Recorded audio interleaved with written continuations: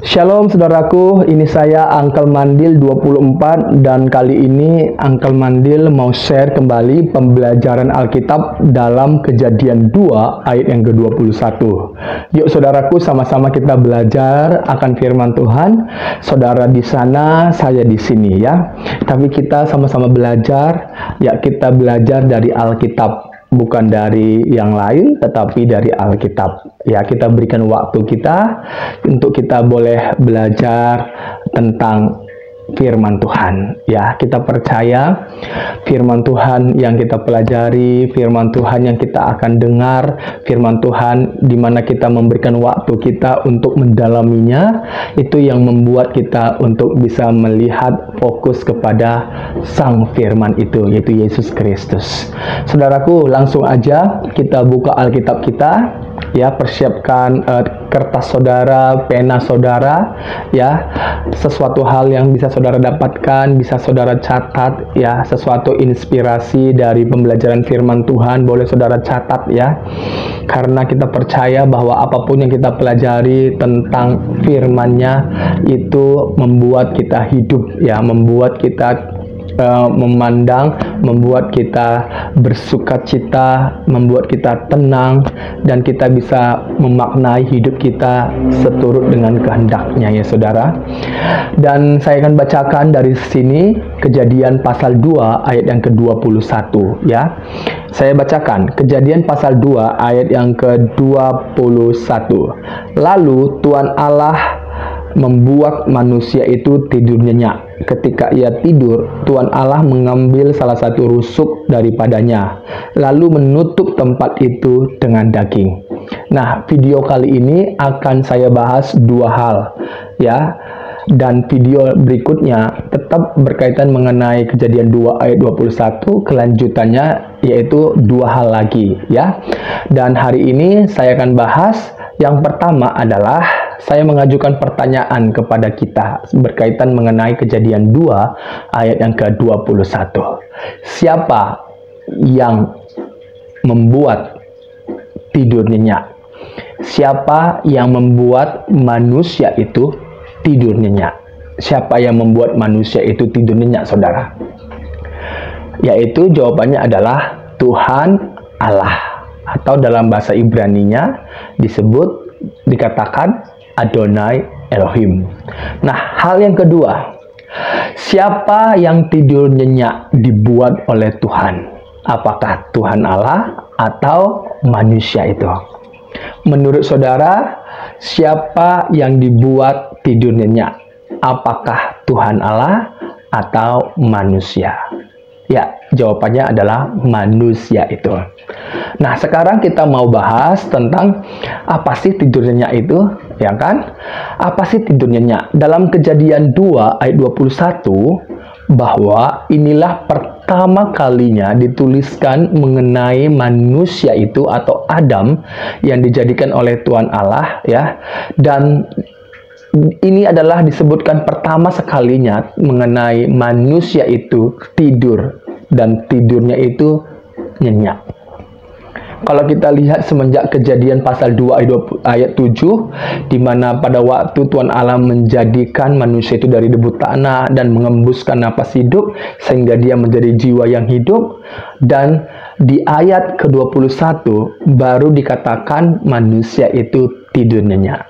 Berarti ini adalah pertama kalinya dalam kehidupan Adam dia tidur nyenyak. Dan tidurnya itu bukan karena kecapean, tidak. Karena kalau kecapean beda, ya. Beda makna kecapean dengan tidak merasa capek. Kalau kita merasa capek, itu karena kita sudah jatuh ke dalam dosa. Maka kita mengalami sesuatu yang miss atau kurang. Tetapi pada waktu manusia itu dijadikan, dia belum jatuh dalam dosa, jadi tidak ada timbul perasaan capek dan lain sebagainya. Ya, karena capek itu akibat dari dosa, ya, dosa sehingga membuat berkurang. gitu dia. Jadi pada waktu itu memang tidurnya Adam dikatakan tidur nyenyak bukan karena capek gitu. Bukan karena capek. Karena dalam Kejadian 2 ayat yang ke-20 sampai 2 ayat 19 sampai 20 di mana Tuhan membentuk segala binatang, hewan ya kan, burung, kemudian di sana dibawanya lah kepada manusia itu untuk apa? Diberi nama. Otomatis kalau dia memberi nama, ya pasti timbul yang namanya kecapean ya kan, tetapi Adam tidak merasa capek karena posisinya belum jatuh ke dalam dosa. Jadi capek itu terjadi pada waktu manusia jatuh ke dalam dosa, setelah jatuh ke dalam dosa. Nah, di sini saudara, bahwa dikatakan pertama kalinya dituliskan Adam itu tidur, dan tidurnya dikatakan nyenyak. Nah, nyenyak itu bukan karena dia menggunakan obat-obatan atau obat herbal atau obat penenang atau obat bius, tidak. Tidur nyenyaknya manusia itu dibuat oleh Tuhan. Dibuat oleh Tuhan. Bukan masalah obat-obatnya, bukan masalah tempatnya, tapi memang benar bahwa Tuhanlah yang membuat manusia itu tidur nyenyak. Karena kalau kita lihat manusia itu tidur nyenyak, ya, arti nyenyak itu memang tidak ingat apa-apa lagi. Apa artinya tidur nyenyak? Yaitu manusia itu tidak mengingat apa-apa lagi pada waktu dia tidur, atau bisa juga dikatakan pulas ya. Memang benar-benar ya tidak ada lagi mengingat apa-apa pada waktu dia tidur. Apapun yang diperlakukan dia tidak ingat gitu. Dia tidak tahu apa yang terjadi, rentan di mana dia tidur gitu. Tetapi di sini kalau kita lihat nanti di peristiwa-peristiwa di kejadian berikutnya, di situ ada obat herbal atau ada tanaman herbal yang bisa membuat orang tidur nyenyak. Seperti apa? Seperti anggur ya. Kalau kita lihat pada waktu Nuh sudah keluar dari bahtera, dia adalah petani pertama yang menanam pohon anggur ya. Kemudian dia mengolah anggurnya dan dia ya tidur ya, istilahnya pulas tidur oleh karena apa yang dia olah itu dia minum, dan dia tidak menyadarkan diri apa-apa karena meminum obat herbal atau tanaman herbal yaitu anggur yang dia kelola itu. Begitu juga nanti peristiwa pada Lot ya, ketika Lot tidur oleh karena obat herbal itu atau anggur, sehingga dia tidak menyadarkan diri apa-apa lagi, dan apapun yang dilakukan kepada dia tidak ingat apa-apa lagi. Nah, itu dikatakan bahwa tidurnya, kalau tidur nyenyak. Kalau Adam tidur nyenyak bukan karena obat-obat herbal, tapi benar-benar Tuhan yang membuatnya. Beda dengan obat-obatan, beda dengan Tuhan yang membuat. Jadi sama juga nanti digunakan oleh para medis ya kan, para medis, di mana para medis itu sebelum membedah pasien harus dilakukan yang namanya anestesia ya kan. Dia akan dimasukkan obat penenang atau obat bius. Obat bius pada waktu zamannya Adam belum ada.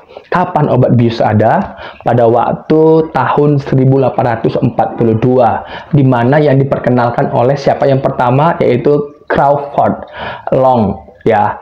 Oleh karena dia melakukan bedah dalam ruang yang kecil, ruang lingkup yang kecil, sehingga tidak terekspos.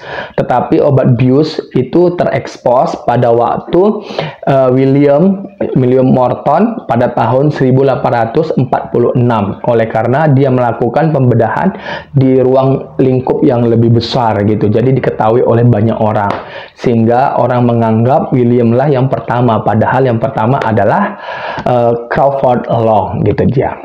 Dan ini juga jadi pembelajaran buat saya dan saudara. Apa yang bisa kita dapatkan dari pembelajaran Alkitab dalam Kejadian 2 ayat yang ke-21. Pembelajaran Alkitab yang bisa kita dapatkan adalah tidur nyenyak kita bukan karena masalah kita, bukan karena situasi kita, tidak, bukan karena apa yang kita miliki, benda apa yang kita miliki, tidak, tetapi tidur nyenyak itu hanya dapat diperoleh oleh karena Tuhan yang memberikannya. Jadi kalau kita menganggap bahwa kita bisa tidur nyenyak oleh karena apa yang kita miliki, tempat tidur yang mahal, empuk, ya, itu bukan. Tetapi yang membuat kita tidur nyenyak itu adalah walaupun kita menghadapi banyak pergumulan di bawah matahari ini, tetapi ingatlah bahwa tidur nyenyak itu karena Tuhan yang mengerjakannya. Jadi kita harus kembali lagi, seberapa besar pun masalah yang kita hadapi dan seperti apapun yang kita miliki, tetap bukan menggantungkan hidup kita kepada apa yang kita miliki, tetapi kita menggantungkan, mengharapkan, berpengharapan hanya kepada Tuhan. Ya, puji Tuhan, firman Tuhan kali ini, jaga dirimu baik-baik saudaraku, dimanapun kau berada, dan selamat tidur nyenyak di dalam Tuhan. Sebab di dalam Tuhan, kita menemukan tidur yang nyenyak. Ya, karena itu diberikan oleh Tuhan. Jaga hatimu, dan terus seperti apapun masalah kita yang kita hadapi, besar kecil pun masalah itu, tidak akan mempengaruhi hidup kita untuk tidur nyenyak. Yang membuat kita bisa tidur nyenyak adalah bagaimana engkau datang kepada Tuhan. Sebab Tuhanlah yang memberikan engkau tidur nyenyak. Tuhan memberkati.